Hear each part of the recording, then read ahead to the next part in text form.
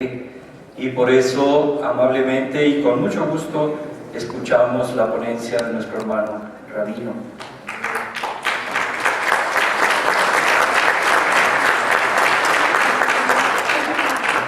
Yo también fui al diccionario y encontré no solamente la raíz shalom, sino también otra raíz que nos habla de la paz en el ámbito griego, Irene, que bien la sabemos, y otra de ámbito romano, que es la pax, y de ahí deriva evidentemente nuestro término paz en español.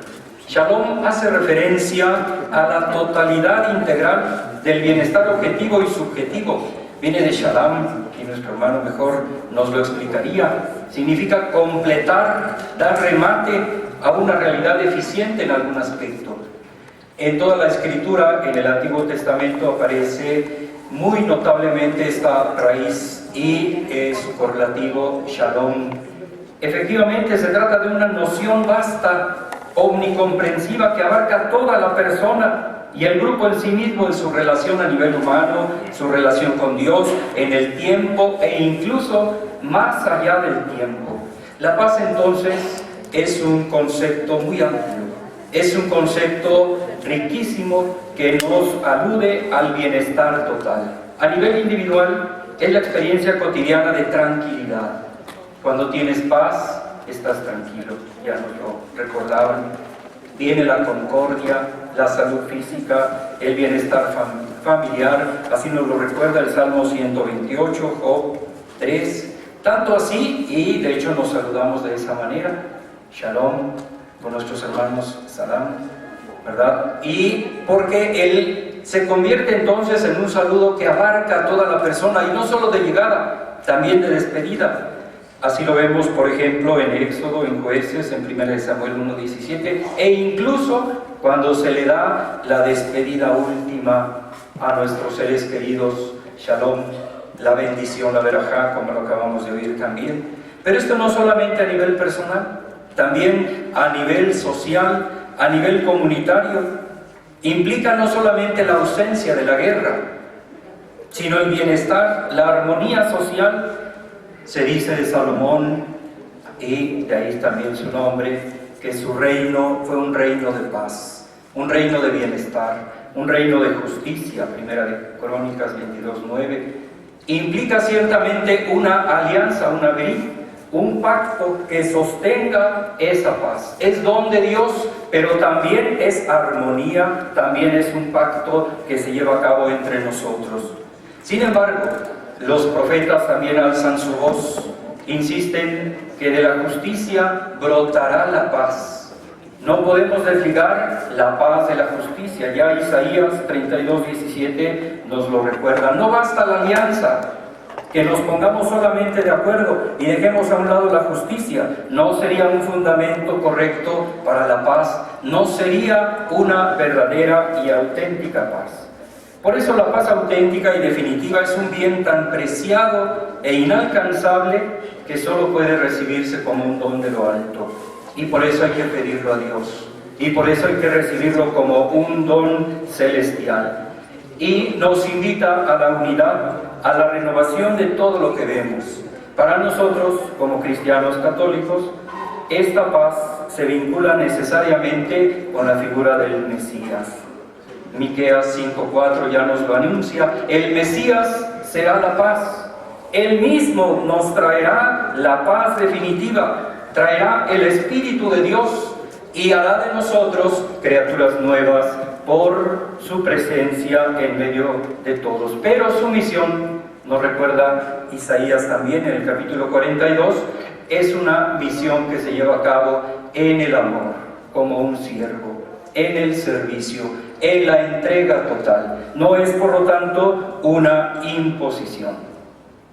En el Nuevo Testamento, sobre todo, tenemos el término Irene, que significa la paz cristiana, el don global, definitivo y supremo de Dios, que nos lo da en Jesucristo, su Hijo.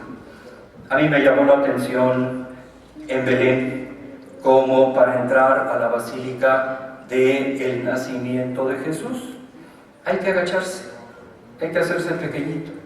Ciertamente ahí escuchamos los cantos de la paz, gloria a Dios en el cielo y paz a los hombres de buena voluntad. Pero la puerta de la basílica es una puerta pequeñita. Para entrar a Belén tienes que hacerte humilde. Para entrar a Belén tienes que agacharte. Para recibir al Mesías, para recibir la paz, no la vas a recibir en la soberbia, en la autosuficiencia. La vas a recibir si te haces pequeño, si te haces humilde. Dicen que en tiempo de los cruzados era para que no entraran con todo el caballo, ¿verdad? Pero esta interpretación es fundamental. ¿Quieres recibir la paz? Hazte pequeño, hazte humilde y así la recibirás. También es el saludo de Cristo resucitado. La paz sea con ustedes. Y antes de morir Jesús dijo, les doy mi paz, les dejo mi paz. No se la doy como la da el mundo. A veces pensamos que la paz es ausencia de problemas, dificultades. Jesús nunca dijo eso. Jesús en un pasaje claramente señaló, en el mundo tendrán problemas, en el mundo tendrán dificultades, pero ánimo, yo he vencido al mundo, les doy mi paz. La paz, por lo tanto, no es, vamos a tener la paz cuando no haya dificultades, cuando no haya problemas. No, la paz la tenemos en el encuentro con Jesús, la recibimos de Él, y en Él recibimos el Espíritu que nos hace hijos. Así deja Él su paz a sus discípulos. También a todos los que creen en Él los envía para que lleven a todos y sean constructores de la paz. Esta paz se da en la reconciliación. Qué bello el mensaje de la carta a los Efesios cuando nos dice, para Dios ya no hay judíos y no judíos. Para Dios ya no hay esclavos y libres. Para Dios ya no hay hombres y mujeres. Estaba superando la esclavitud desde el siglo I. En Dios todos estamos llamados a la paz. Todos estamos llamados a la comunión. En Cristo estamos llamados a superar esas diferencias que nos enfrentaban, que nos hacían enemigos. En Jesús estamos llamados a vivir la paz de Dios. Por eso Jesús también nos hace constructores de su paz. Saben ustedes que el Evangelio de San Mateo está escrito en 5 discursos. Está escrito fundamentalmente a un auditorio procedente de raíces rabínicas, de raíces judías, y se presenta, así como Moisés nos ofrece la Torá, nos ofrece en los 5 primeros libros de la Biblia la instrucción que Dios da. Ahora viene Jesús, y Jesús nos da en el Evangelio de Mateo estos 5 discursos como una nueva instrucción en la que nos da el don de la paz y nos ofrece una renovación profunda. En uno de esos discursos, el discurso de la montaña, nos da las bienaventuranzas. Una de ellas es, bienaventurados los que trabajan por la paz. Bienaventurados, felices, contentos los que construyen la paz, pero porque la han recibido, porque antes se han encontrado con Jesús. La comunidad entonces se convierte en anunciadora de la paz. Quisiera yo hacer referencia a 2 acontecimientos en nuestra Iglesia Católica, que son los que marcan el rumbo que vamos llevando a nivel mundial. Uno primero es el Concilio Vaticano II. Era el año de 1962. El Papa Juan XXIII. Dicen los cardenales que escogieron al Papa Juan XXIII porque era un viejito y ya se iba a morir pronto, y entonces iban a tener más tiempo para el nuevo cónclave. Pero contra todo lo esperado, el Papa Juan XXIII en una de esas ocasiones reúne a los cardenales en el Vaticano en un diciembre, en un invierno crudo, y les dice, y en ese momento abre las ventanas del Vaticano. Entonces los cardenales, todos viejitos, decían, Santa cosa fai, ¿qué está haciendo santidad? Santo Padre, ¿qué está haciendo? Porque obviamente entró un vendaval y todos pues ya muy aquejados por los años y la enfermedad. Y decía el Papa Juan XXIII, eso hay que hacer en la iglesia. Hay que abrir las ventanas. para que entren aires nuevos. En ese tiempo se llamaba ayornamiento, 1962. La Iglesia tiene que actualizarse, ayornamiento. Y el Vaticano II fue un momento en que la Iglesia reflexiona, analiza, de 1962 a 1965. Ya desde entonces se veía, y lo tenemos en los documentos del Vaticano II, grandes convicciones que todavía rigen a la Iglesia Católica en la actualidad. Quisiera señalar algunas afirmaciones con respecto a la paz. La paz no es simple ausencia de guerra, sino obra de la justicia. Es fruto del orden asignado a la sociedad por su divino fundador. Nunca se obtiene de modo definitivo, sino que debe edificarse continuamente. Por eso yo aplaudo este encuentro, porque la paz nunca se logra ya, de una vez por todas. Podríamos decir, ya estamos hablando de eso desde hace una década, y sin embargo tenemos que volver al tema, y tenemos que seguir construyendo la paz. La paz no se alcanza de una manera definitiva, de una vez por todas. Hay que seguirla construyendo continuamente. Para construir la paz hay que eliminar las causas de discordia. Solo puede obtenerse si se asegura el bien de las personas y se respetan los derechos de los hombres y de los pueblos. Las desigualdades económicas y sociales son contrarias a la paz social e internacional. Además, en cuanto a fruto del amor, la paz va más allá de la justicia. Nosotros estamos acostumbrados a un concepto latino de la justicia, darle a cada uno lo suyo, darle a cada uno lo que se merece. Para la paz no basta ese concepto retributivo de la justicia. Se necesita un concepto más amplio de la justicia. La justicia en Dios, en el Señor, es dar a cada uno lo que necesita para desarrollarse. Si tuviéramos ese concepto de justicia, tendríamos un orden social diferente. La paz, decía el Concilio Vaticano II, debe surgir de la confianza, no del terror de las armas. Entonces la paz no es el controlar totalitariamente a la población, no es el manejo, el control de todos. La paz tiene que brotar entonces de esos nuevos caminos para restablecer la verdadera paz. Me gustaba mucho porque ya desde el 65 se hablaba de una necesaria educación para la paz. La Iglesia Católica desde el 65 decía, tenemos que educar para la paz. Yo creo que eso nos hace falta mucho en nuestra sociedad mexicana, en nuestras iglesias también. Educar para la paz, no para el enfrentamiento, no para la confrontación. Y esa educación para la paz, como se nos decía, tiene que venir desde la infancia, desde el hogar. Qué importante es la educación para la paz. Así lo propugna la Iglesia Católica desde el Concilio Vaticano II. Con la predicación del Evangelio, la Iglesia contribuye a reforzar la paz en el mundo. Los obispos, los laicos y todos estamos llamados a construir y a contribuir a la paz. Quisiera pasar ahora a la contribución del Papa Francisco. Todos conocemos su exhortación Evangelii Gaudium. Podemos decir que esta es la carta magna del pontificado actual. El Papa Francisco está inspirado en este documento. En él nos señala por dónde quiere que la Iglesia Católica avance, camine. Evangelii Gaudium significa la alegría del Evangelio. Es una exhortación del 24 de noviembre del 2013.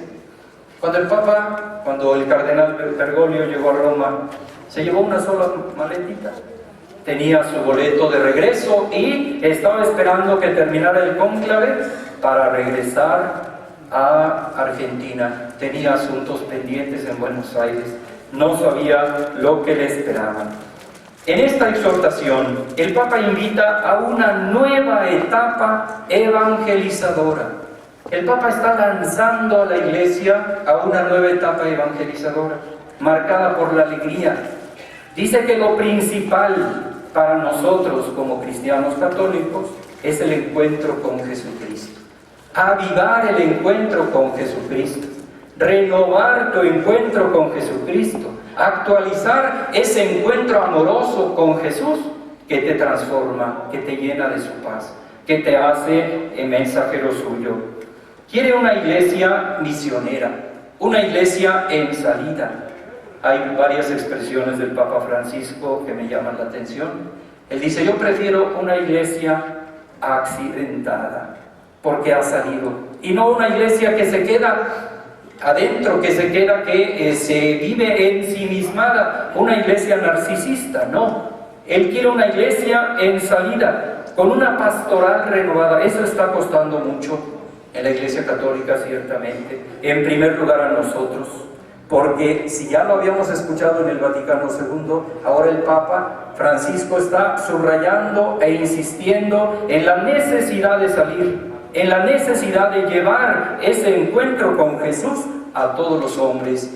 Hay que ir a lo esencial, y por eso está haciendo reformas sobre los procesos de nulidad, sobre los mecanismos que se tienen, sobre la administración de la curia, sobre la administración de muchas cosas, porque hay que ir a lo fundamental, hay que ir a Jesucristo, hay que ir al centro de nuestra fe. Pero eso no solamente allá, en el Vaticano, aquí también, en todo lugar. Hay que repensar objetivos, estructuras, estilo y método evangelizadores. Se requiere audacia, creatividad, discernimiento, pero sobre todo fidelidad al Evangelio. Por eso se requiere atención, discernimiento a los signos de los tiempos. Él habla que hay que dejar a un lado la economía de la exclusión. Me llama mucho la atención que el Papa Francisco ha ido varias veces a Lampedusa, ha recibido migrantes en el Vaticano, les ha abierto las puertas, y muchos se han escandalizado de eso, porque el Papa descubre que la Iglesia debe de estar al servicio de los pobres. Ha organizado visitas a los museos vaticanos gratuitos, ha hecho jornadas de salud para los vagabundos y todas las personas que lo necesitan, y ahí vemos que en la Plaza del Vaticano se llevan a cabo todos estos servicios. Ha ido a lavar los pies a la cárcel. Hace rato decían qué marido aceptaría que la esposa le escupiera. Aquí escucharíamos: ¿quién de nosotros tendría las agallas para ir a lavar los pies a un preso? Para ir a ponerse al servicio de un preso de esa forma. Para, de alguna forma, también abrir las puertas de tu casa. Las iglesias en Italia tienen esa encomienda de abrirse para los migrantes, los desplazados, los enfermos. La búsqueda de la inclusión social es la piedra de toque de la fidelidad de la Iglesia a su fundador. Hay una palabra clave que es la solidaridad y la opción por los pobres. Junto con ello, también, con respecto a la paz, nos dice que la paz tiene que basarse en esta inclusión social de los pobres y el respeto de los derechos humanos. En el número 219 dice algo bellísimo: la paz se construye día a día. Cuando en el encuentro con Jesús estás dispuesto a abrir tu corazón a los demás. Invita también al diálogo social, y no los voy a leer porque son abundantes estos números sobre el diálogo, lo que tratamos de hacer ahora y que aplaudimos. Nuestra arquidiócesis de Tlalnepantla está dividida en 7 zonas, 7 vicarías pastorales. El municipio de Naucalpan tiene 3 de estas vicarías y trata de renovarse con un proyecto de misión, con un proyecto de apertura a los demás. Pero también a nosotros es un reto que se nos presenta, esta iglesia que sale, esta iglesia que recibe la paz en Jesucristo y que quiere transmitirla a los demás. Les agradezco.